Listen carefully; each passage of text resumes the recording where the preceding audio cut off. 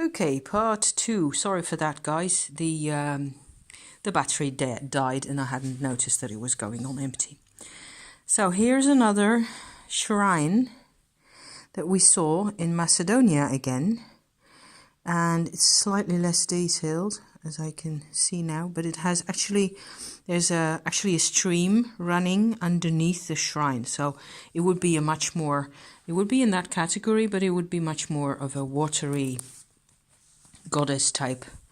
And so here's another water element with a wave, and another crazy one with birds that grow apparently in some type of pomegranate, or I don't know, you make it up. This one is more personal again. I suppose it refers to some of my relatives who used to work in the circus back in the day. And to me, this has a lot of source energy. It has a lot of lightning around him. It's supposed to be a male figure, an old clown. And he's got everything to do for me with, accepting that you're only human. So this was pretty important to me. So that would fall in the more emotional category, I think. Here's more goddess stuff and ancestors, but viewed from an energy or energetic viewpoint. This was the card I was looking for earlier. This one just popped into my head. I think I showed it also in my first session about this. It's like a wake-up call or something. This is actually refers to a Greek fairy tale, no, a Russian fairy tale, Vasilisa, who visits Baba Yaga in the woods and gets from her, after a bit of back and forth, a stick with a skull that gives off light in the darkness, and that way Vasilisa can find her home again. To me, it is like talking to the dead, talking to dead people. And this shape here, we will encounter another time. It has to do with the hole in the ground and with my soul retrieval experiences that you can also find on my channel around the same time, September 2018 or so. Water with fish in it. Here's another example of the grate or something covering up a hole in the ground. It's here. I don't know if you can see it.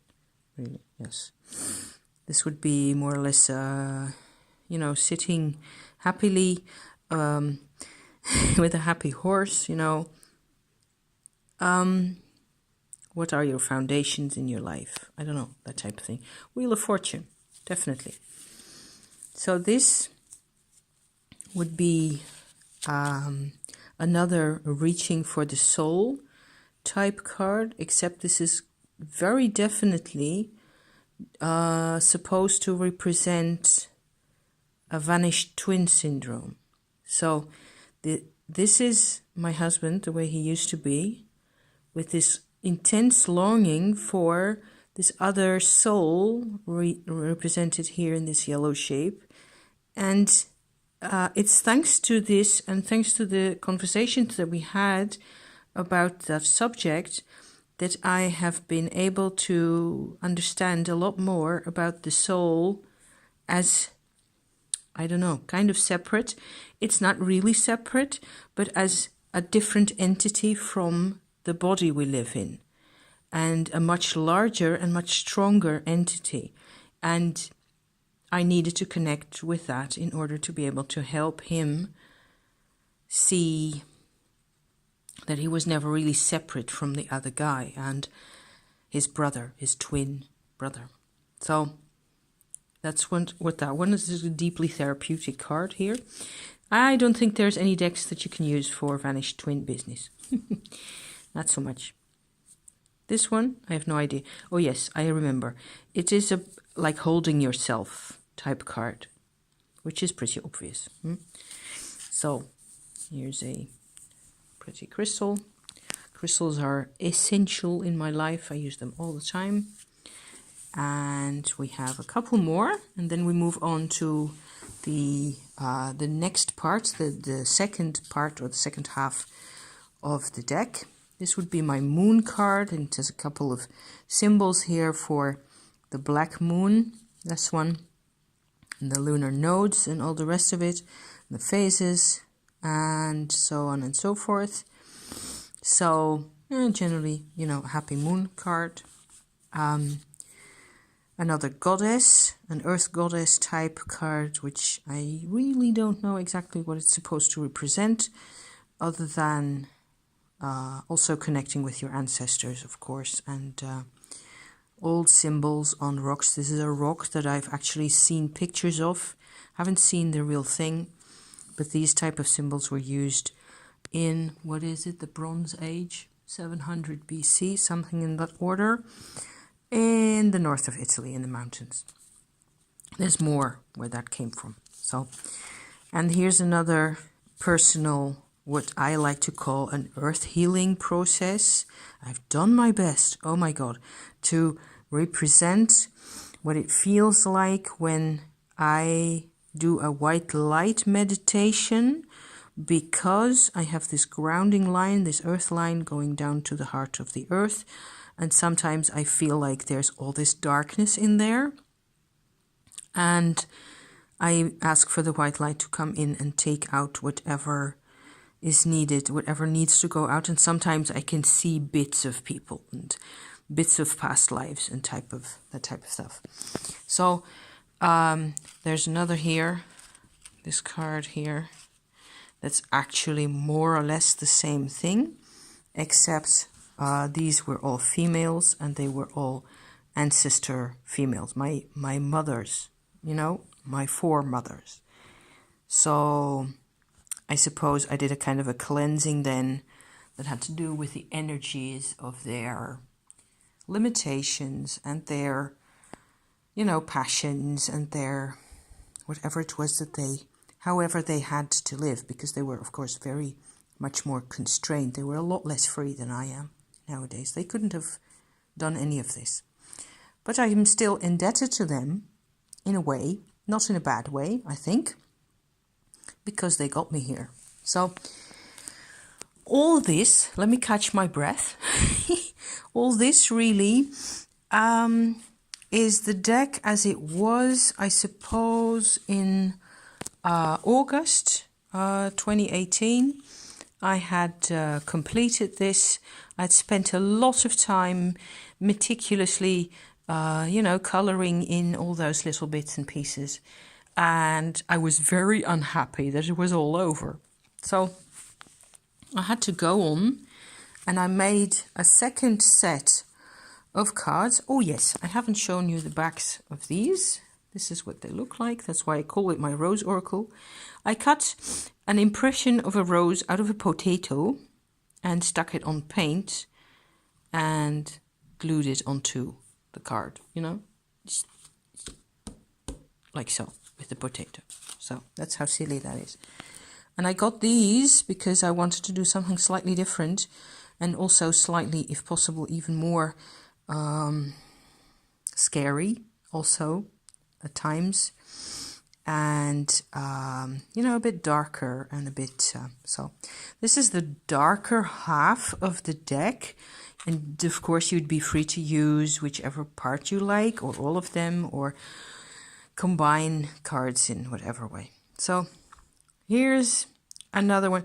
It's not finished. There's supposed to be a lot more color in here, but the colors will be more in the purple and red range. I think they will be more or less the same for most of the cards. What I've got so far, here it says, "You are too strong for me. You were too strong for me." Okay, so it's another complicated healing process card, I think, where you just have to tolerate, I think, that things get inside you to finally find out that you cared very deeply, very viscerally about somebody. And If you want the paint to change, I don't know. Yeah, have to fill that in for yourself. I will just move on. And a Raven card. And this is a very scary one. Actually, it should go right next to this one. As you can see, we have a person who's kneeling on the floor, trying to protect her head. It speaks for itself, doesn't it? Won't go into any more detail. Just forget I showed that. Boom, on top. YouTube!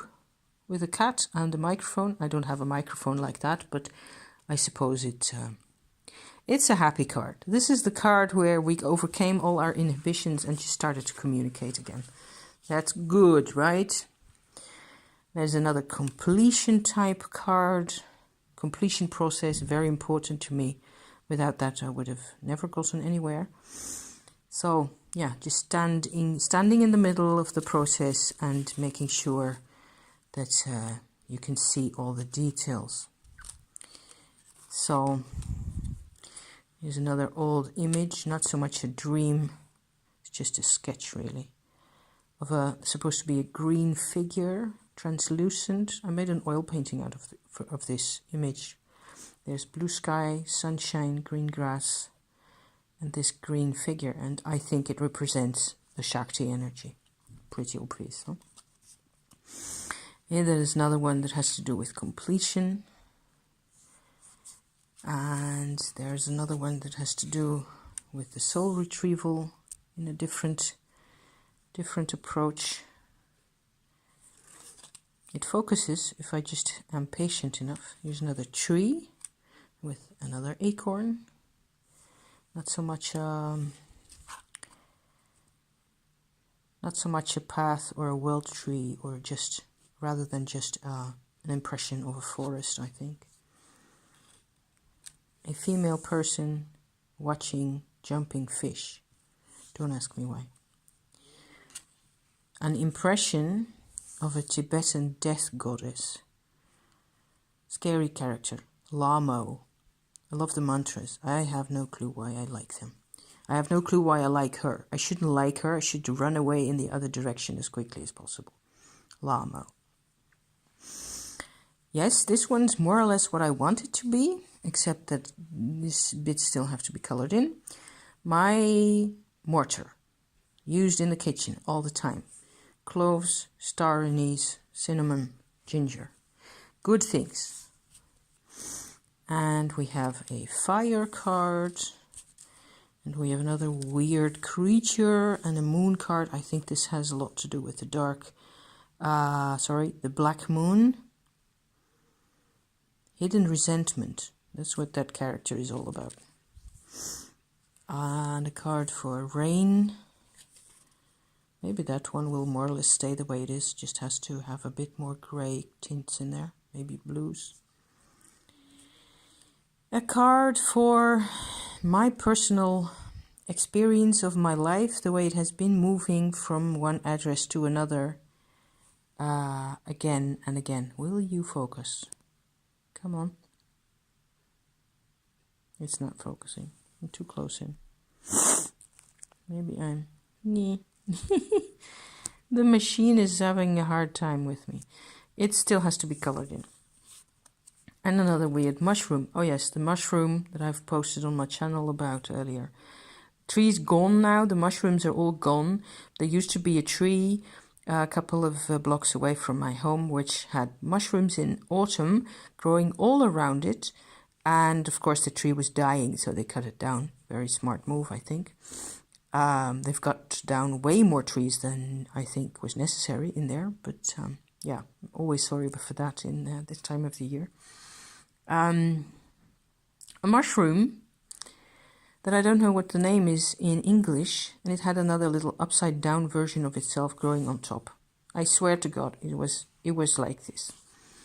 So, do we have more? No. Yes, we have more pencil sketches. Grandpa's secret happy workrooms. My granddad's house. And this is my granddad. I'd almost forgotten about him. Not completely. I realized a short while ago when I drew this that my granddad had all sorts of relationships to people that I hadn't known. That was interesting. It was an interesting phase. Flamingo, gotta have him. And this is supposed to represent the eclipse as we experienced it in January. The lunar eclipse, very special. And here I have another attempt at a shrine, except it is a shrine to real people. And there's a view through the back to a little sort of a temple place that I used to fiddle with when I was, 10 years old or so. A lot of this has to do with me looking for ways to make images that make sense to me. I don't know, I need this. And of course, an oracle like the Lenormand needs to be much more general to be applicable to everybody's lives, okay? However, I still it's partly a game, I think, or a challenge that I give myself to really come up with the images, to just make it up and go ahead and make a representation of this. And I think there's a lot of people that this can apply to, or that this can apply to, finding this cold self at the bottom of a dark, I don't know, by a Lake Voldemort type guy, you know, that this person is just sitting there, frozen over, and this one came out to get her. She has got the key. So, plenty of stuff like that. I don't know. Maybe you will let me know what you think of this. And, of course, it's all still rather primitive, and they could be bigger, and I could have made... This is another one that I really think is quite special.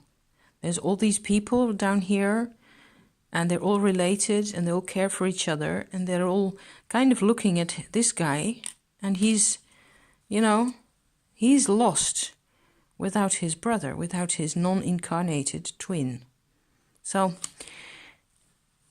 there you go. My Rose Oracle as is, as of February 20th, 2019. And thank you for watching once more. I hope you like this. See you soon, guys. Thank you. Bye-bye.